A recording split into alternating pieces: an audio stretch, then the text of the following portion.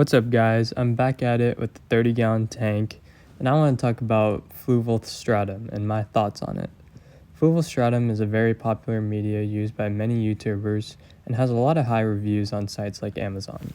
This is the first time I ever used a planted tank substrate, so I went for what was most popular and available. What I didn't know is that this substrate was literally small dirt balls. For some reason I thought these were solid, but if you pinch them they will get crushed and disintegrate.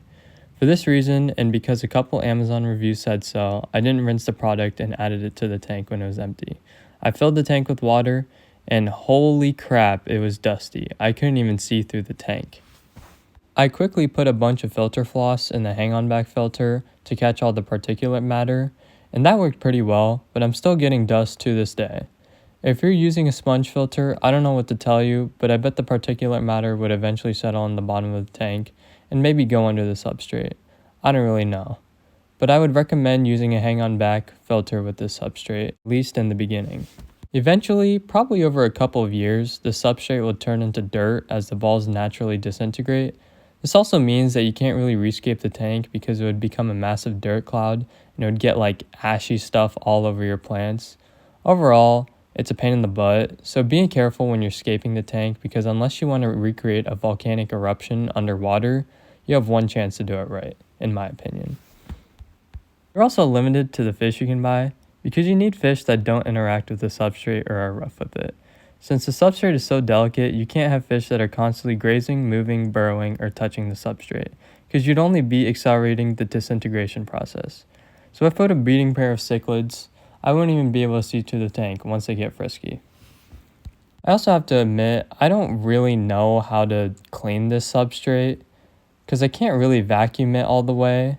I mean, I do water changes, but I just hover over the substrate and that's as far as I go. So hopefully that's good enough, but yeah, vacuuming is a little bit difficult with this thing.